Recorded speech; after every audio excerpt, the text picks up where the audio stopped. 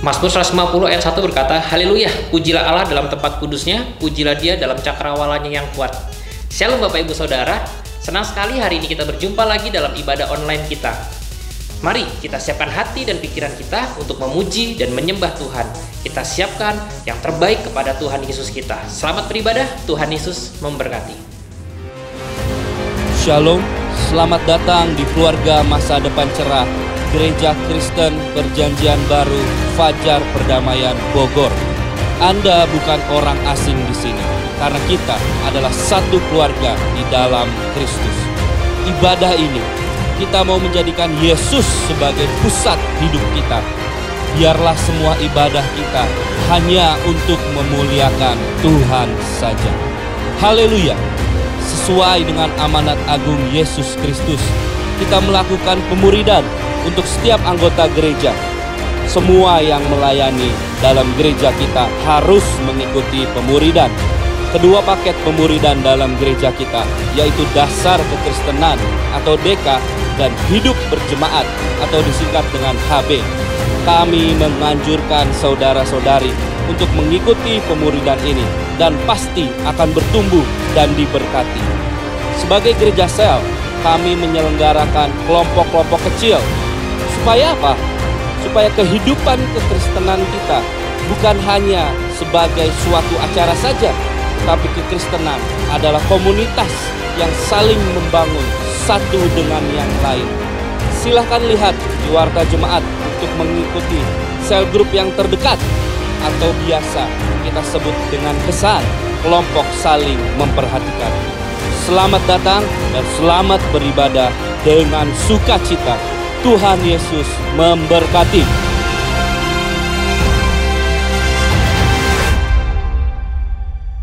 Shalom, saudara terkasih dalam Tuhan. Kembali kita akan beribadah kepada Tuhan kita. Kita ucap syukur karena sampai saat ini Tuhan berikan pada kita anugerahnya, kesehatan, kekuatan, berkat Tuhan, penyertaan Tuhan dalam kehidupan kita.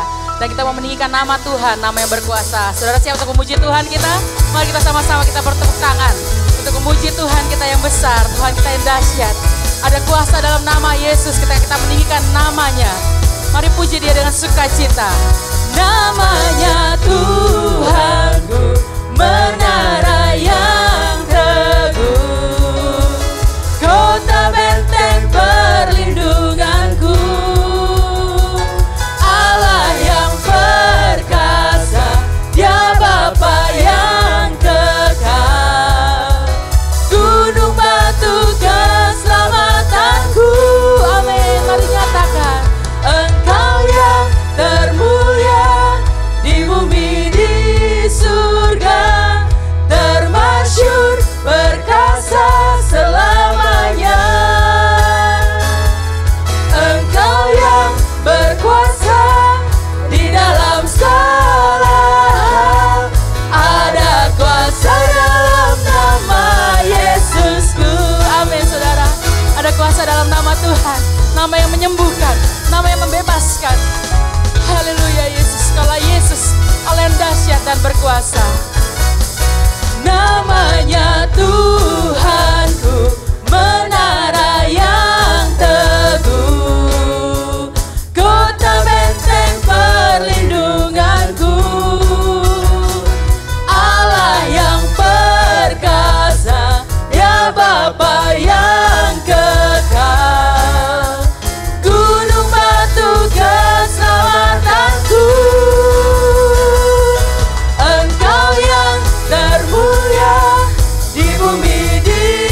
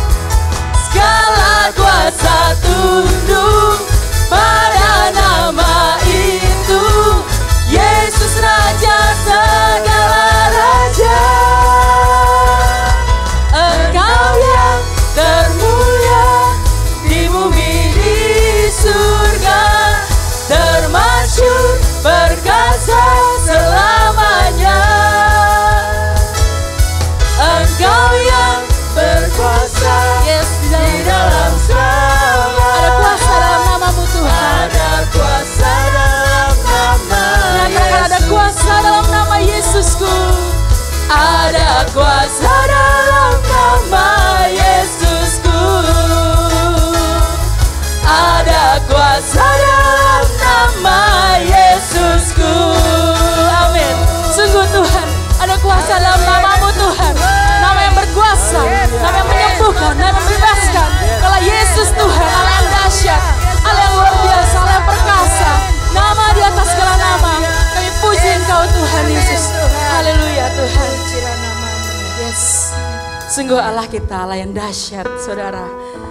Kita ucap syukur karena kita dipilih Tuhan, diselamatkan Tuhan, ditebus Tuhan. Sehingga kita bisa untuk memuji dan menyembah Tuhan. Di Alkitab menyatakan bahwa Yesus bukanlah nama yang sembarangan.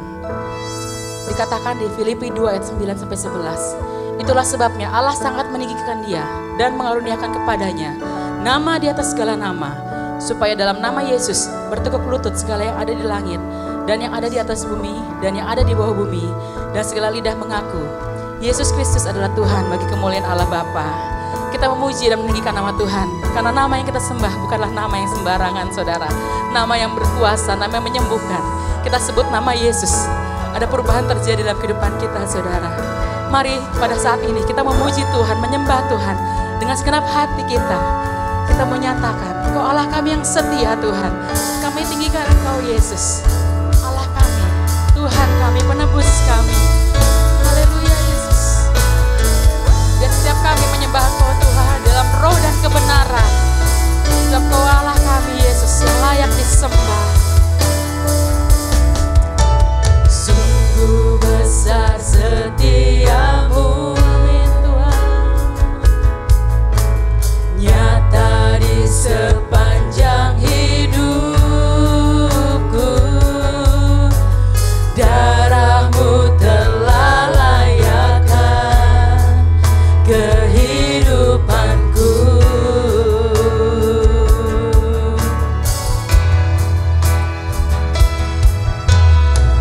Tiada kata yang bisa lukiskan indahnya Kau Tuhan. Bagimu segala pujian dan kemuliaan. Mari sembah, tinggikan Yesus Tuhan. Ku tinggikan Engkau Tuhan, melebihi segalanya, lebih dalam ku menyembah dalam roh dan kebenaran selamanya.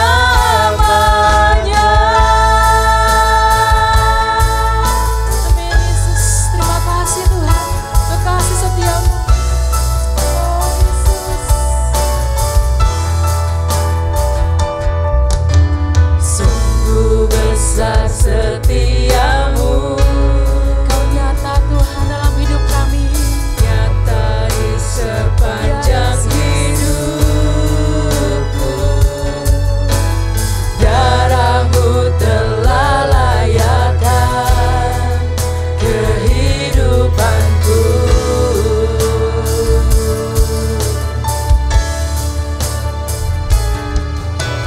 Tiada kata yang bisa lukiskan indahnya Kau Tuhan. Bagimu segala pujian dan kemuliaan.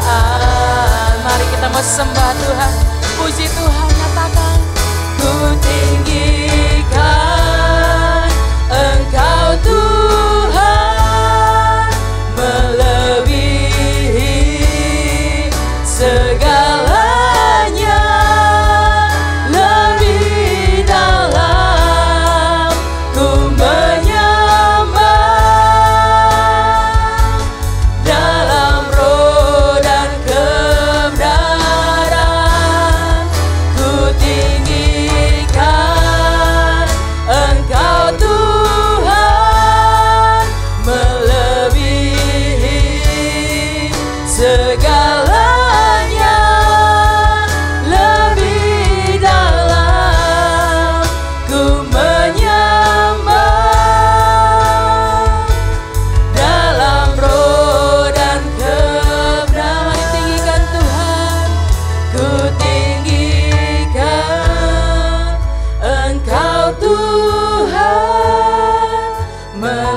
melebihi segalanya, lebih dalam ku menyembah dalam roh. Dan sekali lagi kita mau nyatakan, kami tinggikan Engkau Yesus Tuhan. Ya Tuhan, Engkau Tuhan segalanya Yesus, melebihi segalanya, lebih dalam ku menyembah dalam roh dan kebenaran selamanya, dalam roh dan kebenaran selamanya, dalam roh dan kebenaran selamanya.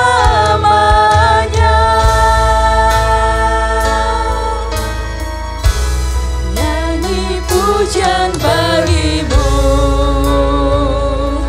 Tuhan, pujian bagimu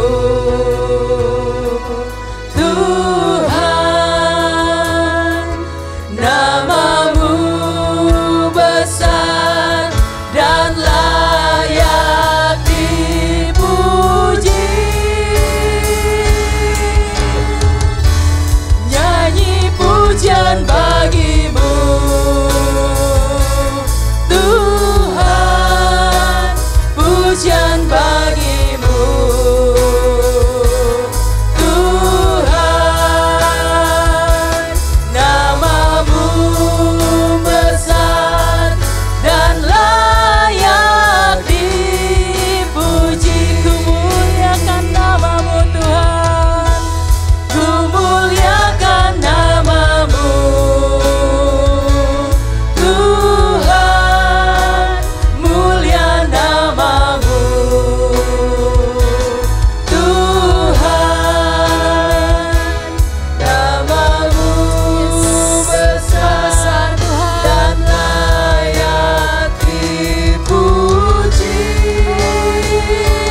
Yesus, ku muliakan namamu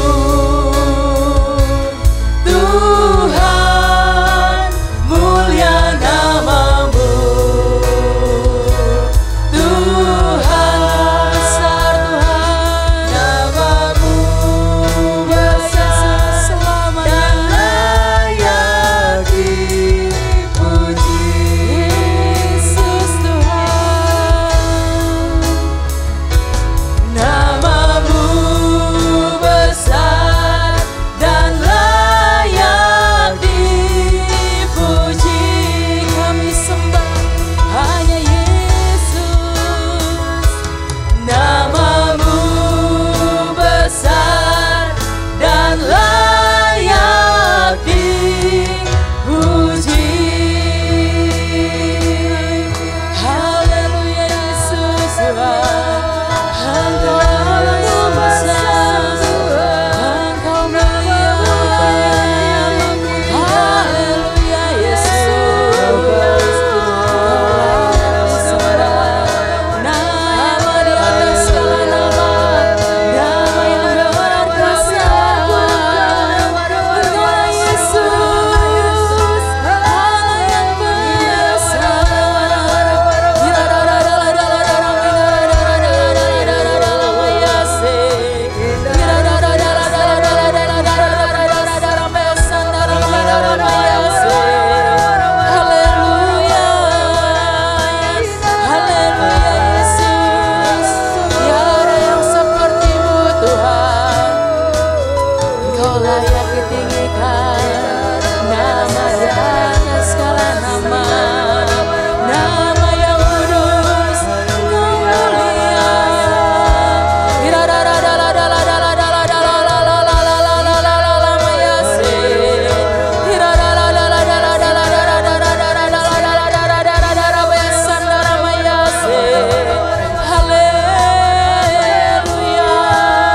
Haleluya.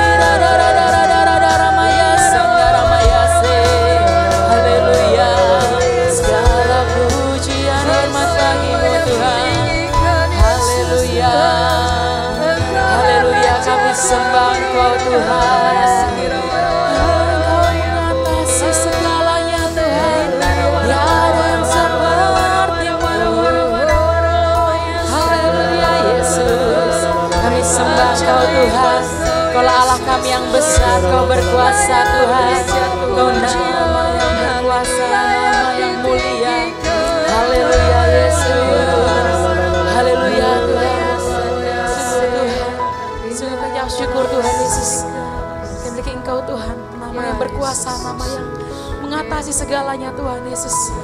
Kau Allah kami yang dahsyat, Allah kami yang luar biasa Tuhan, perkasa Engkau Tuhan. Allah yang mengatasi langit dan bumi. Terima kasih Tuhan Yesus, Kau yang pilih setiap kami Tuhan untuk menjadi umat-Mu Tuhan, menjadi alat-Mu Tuhan Yesus. Terima kasih Tuhan Yesus. Dan pada saat ini juga Tuhan, kami mau dengar firman-Mu Tuhan.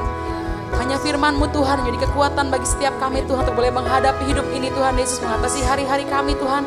Kami percaya Tuhan Yesus bahwa firman-Mu Tuhan itu yang akan terus menuntun setiap kami Tuhan untuk kami boleh berjalan di dalam kebenaran Tuhan, di dalam jalan-jalan-Mu Tuhan Yesus. Urapi hamba-Mu Tuhan yang akan membawakan firman-Mu Tuhan Yesus. Urapi setiap kami Tuhan. Kami buka hati kami, pikiran kami Tuhan untuk kebenaran firman-Mu. Dalam nama Yesus Kristus kami berdoa ucap syukur. Haleluya. Amin. Shalom. Selamat pagi Bapak Ibu Saudara sekalian. Senang sekali kita bisa berjumpa kembali dan masih bisa beribadah di situasi dan kondisi pandemi yang seperti ini. Saya sangat bersyukur diberi kesempatan untuk bisa menyampaikan firman Tuhan di MDC Bogor. Buat saya ini merupakan anugerah daripada Tuhan. Terima kasih buat Ibu Gembala, Ibu Mimi yang sudah mempercayakan pelayanan ini kepada saya. Bapak Ibu Saudara sekalian, walaupun ibadah ini dilakukan secara online, namun kita tetap percaya bahwa Tuhan hadir di tengah-tengah ibadah ini. Dan kalau Tuhan hadir, maka sesuatu yang besar pasti terjadi. Yang sakit disembuhkan, yang susah dihiburkan, dan yang mengalami jalan buntu, Tuhan akan berikan jalan keluar di dalam ibadah ini. Dan biarlah ibadah ini menjadi jawaban untuk setiap pergumulan saudara. Janji perlindungan, janji pemeliharaannya sungguh-sungguh nyata buat kita semua. Bapak Ibu Saudara sekalian, mengingat semakin banyak dan semakin bertambahnya orang-orang yang terinfeksi COVID-19 di Indonesia. Bahkan bermunculan varian-varian yang baru dan yang belum dapat dikendalikan dengan baik. Maka ibadah online adalah langkah yang paling tepat untuk kita lakukan sampai situasinya kondusif. Bukankah Alkitab juga mengingatkan kepada kita?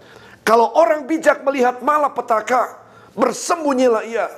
Tetapi orang yang tak berpengalaman, berjalan terus, lalu kena celaka. Kita tidak mau mendapat celaka, bukan?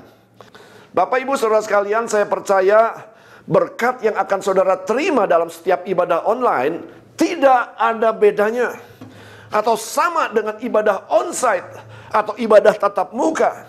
Sebab sikap hati kitalah yang sangat menentukannya. Kalau saudara beribadah dengan kehausan yang mendalam, dengan rasa takut dan gemetar, maka saya percaya saudara akan mengalami Tuhan di dalam setiap ibadah. Mari bersama dengan saya, kita akan membuka Alkitab kita masing-masing. Saya akan mengutip ayat-ayat firman Tuhan yang terdapat di dalam 1 Samuel 18 ayat 14 dan Kisah Para Rasul pasalnya yang ke-13 ayatnya yang ke-36a. Saya akan bacakan untuk Bapak Ibu Saudara sekalian. 1 Samuel 18 ayat 14. Daud berhasil di segala perjalanannya sebab Tuhan menyertai dia. Kisah Para Rasul 13 ayat 36a. Sebab Daud melakukan kehendak Allah pada zamannya. Haleluya. Bapak Ibu Saudara sekalian, dari dua ayat yang baru saja kita baca ini, maka kita mengetahui Apa arti keberhasilan yang sesungguhnya? Banyak orang dengan mudah menilai seseorang berhasil ketika orang tersebut memiliki banyak uang.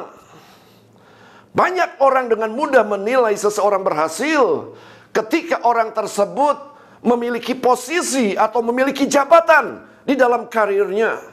Ternyata saudara, orang yang berhasil bukanlah orang yang memiliki banyak harta di dalam hidupnya. Orang yang berhasil bukanlah orang yang punya banyak gelar di dalam sepanjang karir hidupnya. Orang yang berhasil bukanlah orang yang punya kedudukan di dalam pekerjaannya. Atau ada banyak orang yang menilai bahwa gereja yang berhasil adalah gereja yang memiliki banyak program. Ada banyak orang yang menilai gereja yang berhasil kalau gereja itu memiliki banyak aset. Ada banyak orang yang menilai gereja berhasil kalau gereja memiliki jumlah jemaat yang banyak, saudara. Namun sekali lagi saya ingin katakan, gereja yang berhasil bukanlah gereja yang banyak programnya. Gereja yang berhasil bukanlah gereja yang memiliki aset-aset yang besar. Gereja yang berhasil juga bukan karena jumlah jemaat yang banyak. Namun orang yang berhasil adalah orang yang melakukan kehendak Allah pada zamannya. Atau gereja yang berhasil adalah gereja yang melakukan kehendak Allah pada zamannya. Bapak ibu saudara sekalian, dari dua ayat yang kita baca ini, maka kita mengetahui bahwa Allah punya kehendak di dalam setiap zamannya. Sekali lagi, Bapak ibu saudara sekalian, dari dua ayat yang baru saja kita baca ini, maka kita mengetahui bahwa Allah punya kehendak di dalam setiap zamannya. Dan Daud adalah orang yang sangat peka terhadap setiap kehendak Allah pada zamannya. Dan Daud bukan hanya sekedar peka, namun Daud adalah orang yang melakukan kehendak Allah pada zamannya. Oleh sebab itu Allah berfirman kepada Daud, "Aku berkenan kepadamu." Bapak ibu saudara sekalian, sekali lagi bahwa Allah punya kehendak di dalam setiap zaman untuk kita lakukan. Kehendak Allah di zaman Daud tentunya berbeda dengan kehendak Allah di zaman Elia. Kehendak Allah di zaman Daud tentunya berbeda dengan kehendak Allah di zaman David Livingstone, seorang misionaris untuk Afrika. Kehendak Allah di zaman Daud tentunya berbeda dengan kehendak Allah di zaman pendeta John Sung, hamba Tuhan dari Cina. Kehendak Allah di zaman Daud tentunya berbeda dengan kehendak Allah di zaman sekarang ini, yaitu zaman pandemi corona yang mulai kita alami sejak tahun 2019 sampai hari ini, bahkan sampai kapan kita tidak tahu. Tetapi yang saya yakini, kita ada di zaman yang baru ini. Dan yang perlu saudara ketahui, di dalam setiap zaman selalu ada krisis. Di zaman Elia terjadi krisis, hujan tidak turun selama 3,5 tahun. Dan dampaknya krisis ini juga kemana-mana, saudara. Ternak mereka mati, tumbuhan mereka mati, ekonomi hancur, dan lain-lain. Yang perlu saudara ketahui, di zaman Daud pun terjadi krisis pandemi penyakit sampar yang menular, yang menewaskan 70.000 orang. Namun di situasi pandemi pun, Daud tetap melakukan kehendak Allah. Saudara akan disebut seorang yang berhasil di hadapan Allah ketika saudara melakukan kehendak Allah di zaman ini. Bapak ibu saudara sekalian, kita harus tahu maksud Tuhan di balik pandemi COVID-19 sebelum kita melakukan kehendaknya. Supaya apa? Supaya respon kita benar kepada Tuhan. Tidak kecewa, tidak tawar hati, tidak marah kepada Tuhan dan lain-lain. Mungkin saudara sedang bertanya-tanya, kenapa pandemi ini bisa terjadi? Atau mungkin ada di antara saudara yang sedang marah atau kecewa kepada Tuhan karena salah satu keluarga saudara meninggal karena kasus COVID-19 ini. Bapak ibu saudara sekalian, kita harus tahu apa maksud Tuhan di balik pandemi COVID-19 sebelum kita melakukan kehendaknya. Sekali lagi di zaman Daud pun ada pandemi, namun Daud tetap melakukan kehendak Allah. 2 Samuel 24 ayat 15. Jadi Tuhan mendatangkan penyakit sampar kepada orang Israel dari pagi hari sampai waktu yang ditetapkan. Maka matilah dari antara bangsa itu, dari Dan sampai Beersheba 70.000 orang. Bapak ibu saudara sekalian, pandemi ini terjadi dimulai ketika Daud melakukan kesalahan, yaitu mencoba menghitung jumlah tentaranya dari Dan sampai Beersheba. 2 Samuel 24 ayatnya yang ke-10. Tetapi berdebar-debarlah hati Daud setelah ia menghitung rakyat. Lalu berkatalah Daud kepada Tuhan, aku telah sangat berdosa karena melakukan hal ini. Maka sekarang Tuhan, jauhkanlah kiranya kesalahan hamba-Mu, sebab perbuatanku itu sangat bodoh. Pada saat itu, saudara, menghitung jumlah tentara merupakan sebuah parameter untuk mengukur keberhasilan seorang pemimpin. Daud lupa bahwa selama ini kemenangan lepas kemenangan yang dia alami itu karena penyertaan Tuhan di dalam hidupnya. Bahkan pada saat ini juga parameter ini dipakai untuk mengukur keberhasilan seorang pendeta. Dalam setiap pertemuan hamba-hamba Tuhan yang sering dilakukan, saudara, pertanyaan yang sering kali diajukan adalah berapa jumlah jemaat yang Bapak gembalakan. Kalau jemaatnya banyak, berarti orang itu dinilai sebagai pendeta yang berhasil. Namun penilaian Tuhan sangat berbeda. Gereja yang berhasil adalah gereja yang melakukan kehendak Allah pada zamannya. Orang yang berhasil adalah orang yang melakukan kehendak Allah di zamannya. Jadi yang pertama, pandemi ini adalah cara Tuhan untuk menyelaraskan kembali ketika umat Tuhan yang sudah melenceng atau bertindak di luar kehendak Tuhan, atau dengan kata lain, mereka harus bertobat. Pandemi membuat Daud bertobat. Saya melihat justru di masa pandemi ini ada banyak orang yang bertobat. Contoh kakak saya yang sudah meninggalkan Tuhan puluhan tahun, saudara, pindah kepada agama seberang. Gara-gara pandemi ini, saudara, dia telepon saya. Dia katakan, tolong saya didoakan. Dan pada kesempatan itu saya doa untuk kakak saya yang beragama seberang, saudara. Saya doa minta perlindungan Tuhan di dalam nama Yesus. Dan kakak saya dengan sungguh-sungguh mengaminkan apa yang kami doakan. Bapak ibu saudara sekalian, masih ada banyak lagi contoh. Saya melihat di masa pandemi ini justru ada banyak orang yang bertobat. Yang kedua, pandemi ini adalah cara Tuhan untuk melihat kualitas hati seseorang. Apakah orang tersebut taat, atau seseorang itu benar dalam menyusun skala prioritas di dalam hidupnya. Ulangan 8 ayat kedua. Ingatlah kepada seluruh perjalanan yang kau lakukan atas kehendak Tuhan Allahmu di padang gurun selama 40 tahun. Dengan maksud merendahkan hatimu dan mencobai engkau untuk mengetahui apa yang ada dalam hatimu, yakni apakah engkau berpegang pada perintahnya atau tidak.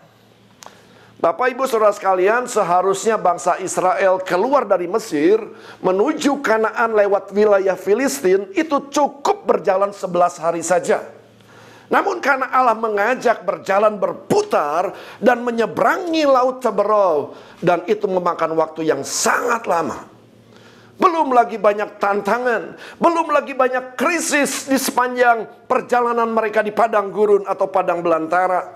Ada kelaparan, ada kehausan, ada binatang buas, ada kalajengking, ada ular beludak, dan sebagainya. Bapak ibu saudara sekalian, kenapa Allah izinkan krisis di padang belantara terjadi? Supaya umat Tuhan itu menjadi rendah hati, merasa bergantung kepada Tuhan, memiliki ketergantungan yang sangat tinggi kepada Tuhan. Mungkin selama ini mereka merasa kuat dan mampu dan tidak perlu Tuhan. Saya melihat di masa pandemi ini, ada orang yang tadinya mengandalkan kekuatan, dengan uang dia bisa melakukan banyak hal, saudara. Namun justru di masa pandemi ini, saudara, dia bertobat dan dia mulai mengandalkan Tuhan. Untuk mengetahui kualitas hati bangsa Israel itu seperti apa, apakah mereka menempatkan Tuhan sebagai skala prioritas utama, atau justru yang lain-lain sebagai prioritas utama seperti uang, anak, hobi, dan lain-lain. Untuk mengetahui kualitas hati bangsa Israel itu, apakah mereka orang-orang yang taat? Bapak Ibu Saudara sekalian, berbicara Israel itu berbicara tentang gereja Tuhan. Kalau saya berbicara tentang gereja Tuhan, saya berbicara tentang anak-anak Tuhan. Pandemi adalah cara Allah untuk melihat kualitas hati kita. Apakah kita taat kepada perintahnya? Apakah skala prioritas kita sudah benar? Apakah kita cukup rendah hati? Atau sebaliknya sombong dan tidak memerlukan Tuhan? Yang ketiga, saudara, Tuhan izinkan krisis supaya kapasitas umat Tuhan meningkat. Di dalam setiap krisis selalu muncul pahlawan. Krisis kekeringan yang terjadi selama 3,5 tahun tidak turun hujan di Israel, muncullah seorang pahlawan namanya Nabi Elia. Bukankah di masa pandemi COVID-19 banyak pelayan-pelayan multimedia yang bermunculan? Bapak Ibu Saudara sekalian, dulu saya jarang khotbah di YouTube atau di Zoom. Namun pandemi ini, mau tidak mau saya harus khotbah setiap pagi dan malam hari selama 1,5 tahun ini, saudara. Khotbah pagi dan khotbah malam lewat Zoom. Membuktikan, saudara, bahwa pandemi Tuhan izinkan untuk memunculkan setiap kapasitas-kapasitas yang ada dalam hidup kita yang selama ini mungkin terpendam. Kita harus cari apa kehendak Tuhan di zaman ini supaya kita kerjakan. Dan saya mulai memikirkan sekarang bagaimana caranya untuk membuat TV channel yang akan memuat kesaksian-kesaksian di masa-masa pandemi ini, menunjukkan bahwa krisis akan memunculkan banyak pahlawan. Oleh sebab itu, di dalam setiap zaman pasti ada krisis, termasuk zaman sekarang ini, yaitu zaman COVID-19, Corona. Apa yang harus kita lakukan di zaman ini, Bapak Ibu Saudara sekalian? Yang pertama, cari tahu apa kehendak Allah di zaman ini. Bergaul karib dengannya, maka engkau akan tahu apa yang menjadi kehendak Allah. Lakukan kehendak Allah pada zaman ini, maka saudara akan menjadi orang yang berhasil di hadapan Allah. Kalau kita berhasil di hadapan Allah, maka di dunia ini pun kita akan mengalami keberhasilan. Bukankah Alkitab mengatakan, carilah dahulu kerajaan Allah dan kebenarannya, maka segala sesuatunya akan ditambahkan kepadamu. Ketika kita berhasil di hadapan Tuhan, ketika kita berhasil di pemandangan Tuhan, maka secara otomatis, saudara, kita akan berhasil di dunia ini. Yang menjadi persoalan adalah banyak orang atau banyak gereja yang tidak melakukan apa-apa dan menunggu sampai COVID-19 ini selesai, baru mereka mau melakukan sesuatu. Saya ingin beritahu bahwa krisis ini tidak akan berhenti, karena krisis ini adalah bagian di dalam zaman ini. Tuhan izinkan supaya di zaman ini kita melakukan kehendak Allah. 1 Korintus 16 ayat yang ke-9 dikatakan demikian, sebab di sini banyak kesempatan bagiku untuk mengerjakan pekerjaan yang besar dan penting, sekalipun ada banyak penentang.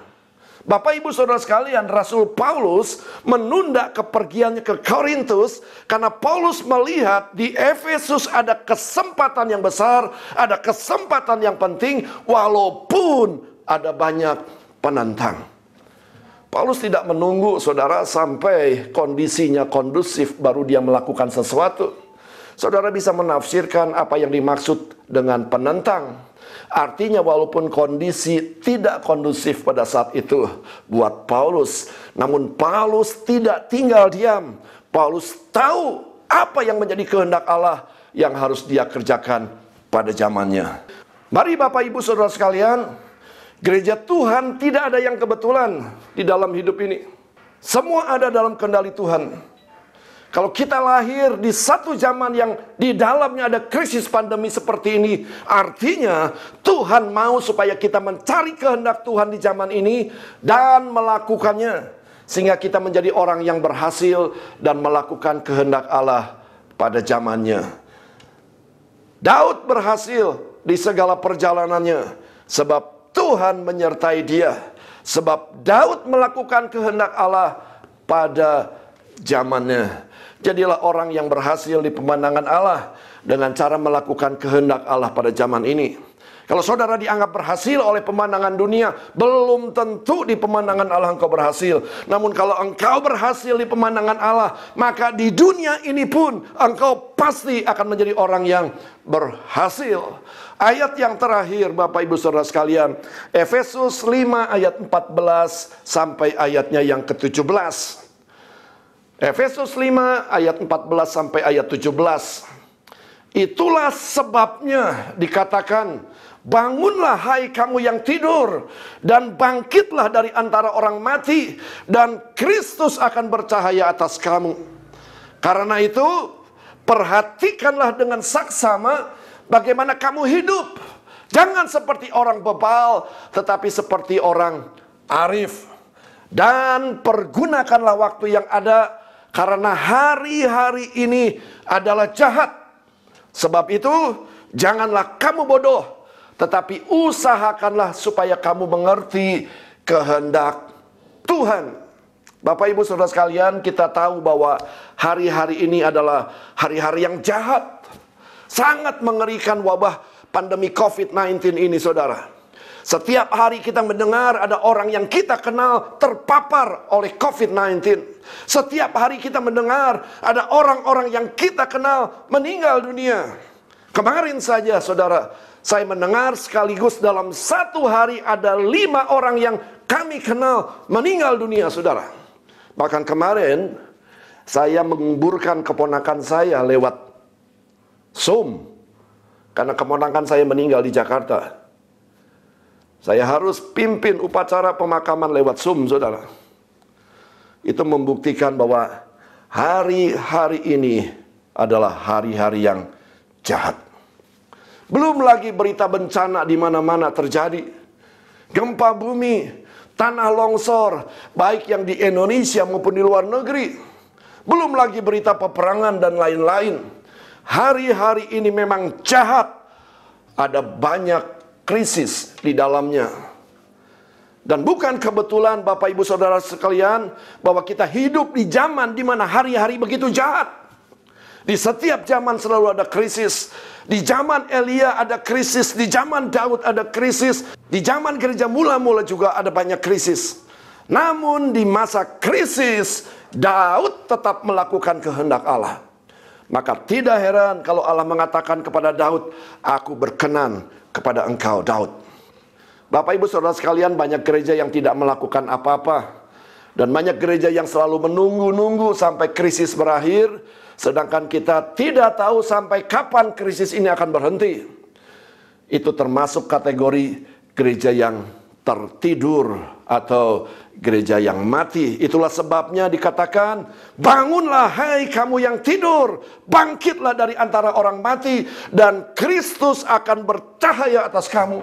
Kalau gereja bangun, saudara, kalau gereja bangkit, maka Kristus akan bercahaya atas kamu. Sebaliknya, kalau kita tidak melakukan apa-apa, maka Kristus tidak akan pernah bercahaya atas hidupmu. Demikianlah hendaknya terangmu bercahaya di depan orang, supaya mereka melihat perbuatanmu yang baik, dan Bapa di surga dipermuliakan. Karena itu, perhatikanlah dengan saksama bagaimana kamu hidup. Jangan seperti orang bebal, tetapi seperti orang arif. Bapak Ibu Saudara sekalian, kita dipanggil untuk hidup yang berbeda. Perhatikanlah dengan saksama. Jangan seperti orang dunia. Jangan seperti orang bebal. Bapak ibu saudara sekalian tahu apa artinya bebal? Bebal artinya tidak mau berubah. Walaupun dinasehati tidak mau berubah. Dengar firman Tuhan tidak mau berubah. Oleh sebab itu, jadilah orang arif. Dinasehati langsung berubah. Saya harap jemaat MDC Bogor adalah jemaat yang arif. Mendengar firman Tuhan pagi hari ini berubah, saudara. Mendengar firman Tuhan langsung merespon. Sebab itu janganlah kamu bodoh, tetapi usahakanlah supaya kamu mengerti kehendak Tuhan. Bapak ibu saudara sekalian, kami Gereja MDC Magelang berusaha untuk mengerti kehendak Tuhan di masa-masa pandemi seperti ini. Walaupun ada banyak masalah di masa pandemi ini yang berdampak bukan hanya saja pada sakit penyakit maupun kepada kematian. Berdampak pada keuangan kami, berdampak kepada studi anak-anak kami dan lain-lain. Namun kami masih melihat ada kehendak Tuhan yang harus kami lakukan. Di masa pandemi justru kami mengumpulkan uang. Jemaat kami bukanlah jemaat yang kaya. Namun jemaat MDC Magelang adalah jemaat yang respon dan dengan mudah digerakkan. Dari uang tersebut kami belikan sembako dan kami bagikan kepada 1.000 keluarga miskin. Kami belajar untuk berbelas kasihan kepada mereka. Cara pembagiannya saudara, setiap hari sebanyak 25 sampai 30 keluarga. Dan setiap kesan terlibat untuk melayani mereka. Saya tidak melayani, saya hanya cukup memantau mereka, saudara.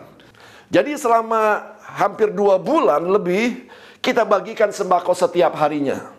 Bapak ibu saudara sekalian, kalau membagikan sembako di pusat-pusat keramaian, di alun-alun, saudara, itu mudah sekali, saudara. Dalam waktu singkat mungkin habis. Dalam jumlah 1.000. Namun saya berani katakan itu tidak efektif. Bagaimana cara kami melakukannya? Kami undang mereka datang ke gereja. Dan mereka kami ajak untuk berdialog, mengutarakan segala pergumulan mereka di masa-masa pandemi ini, saudara. Lalu kami doakan satu persatu tanpa menumpangkan tangan atas mereka, karena kami mengikuti protokol kesehatan. Bapak ibu saudara sekalian, kami punya banyak data tentang mereka. Sebab bertahun-tahun kami melakukan ibadah Natal penjangkauan dan kami kumpulkan data-data tersebut. Tinggal kami telepon saudara, satu hari 25 sampai 30 orang mereka akan datang untuk menerima sembako sekaligus untuk didoakan. Perlu saudara ketahui bahwa tidak ada satupun yang menolak untuk didoakan. Dari 1.000 keluarga, tidak ada satupun yang menolak untuk didoakan. Bahkan mereka meminta untuk kami doakan keluarganya. Mereka minta untuk kami doakan suaminya. Mereka minta untuk kami doakan anak-anaknya. Bapak ibu saudara sekalian, setiap zaman pasti ada krisis. Cari tahu apa kehendak Allah di zaman ini. Jeburkanlah hidupmu di dalam kehendak Allah, maka cahaya Kristus akan turun atasmu. Dan hidupmu akan berdampak di masa krisis pandemi ini. Amin. Mari kita berdoa. Tuhan Yesus, hamba bersyukur buat firman Tuhan yang sudah disampaikan pada pagi hari ini. Kami percaya firman ini tidak akan pernah kembali dengan sia-sia. Firman ini akan memotivasi kami. Firman Tuhan ini akan memimpin kami untuk kami boleh hidup berdampak di masa-masa krisis ini. Bukan kebetulan kalau kami ada di zaman ini. Semua ada dalam kendali-Mu ya Tuhan. Oleh sebab itu, jangan biarkan ada di antara kami yang tertidur. Kami mau cari apa yang menjadi kehendak Tuhan. Dan kami mau melakukannya. Supaya hidup kami berdampak di masa-masa krisis ini. Dan nama Tuhan Yesus dipermuliakan. Hamba berhenti berbicara. Namun biarlah Roh-Mu tetap berbicara atas setiap kami. Di dalam nama Tuhan Yesus, hamba sudah berdoa dan mengucap syukur. Haleluya. Amin. Tuhan Yesus memberkati. Kita mengucap syukur kebenaran firman Tuhan yang sudah kita dengarkan saudara. Dan pada saat ini juga kita bawakan persembahan kita sebagai rasa syukur kita. Puji-pujian kita melalui setiap persembahan yang kita berikan. dalam Mazmur mengatakan, aku hendak memuji Tuhan pada segala waktu, puji-pujian kepadanya tetap dalam mulutku. Haleluya. Dan kita akan berdoa untuk persembahan kita pada saat ini. Terima kasih ya Tuhan Yesus. Kami boleh kesempatan untuk kami boleh memuji Engkau Tuhan Yesus. Biar selama kami hidup kami boleh memuji dan memuliakan Engkau Tuhan Yesus. Dan saat ini kami mau berikan persembahan kami Tuhan sebagai rasa syukur kami Tuhan Yesus. Mari Tuhan yang pakai setiap persembahan kami untuk boleh menjadi alat pelebaran kerajaan-Mu. Terima kasih Tuhan. Dalam nama Yesus Kristus kami berdoa ucap syukur. Haleluya. Amin. Selamat memberi, Tuhan Yesus memberkati. Kita menyatakan lagu ini. Oh sukacitaku sejak ku jumpa Yesusku. Oh sukacitaku ku temukan juru selamat. Dia mengasihi aku bahkan mati bagiku. Sukacitaku kini penuh. Hanya padanya ku berharap. Padanya ku berharap. Pada Yesus Allah yang hidup. Padanya ku berserah. Engkau sungai kehidupanku. Engkau sungai kehidupanku. Engkau sungai kehidupanku.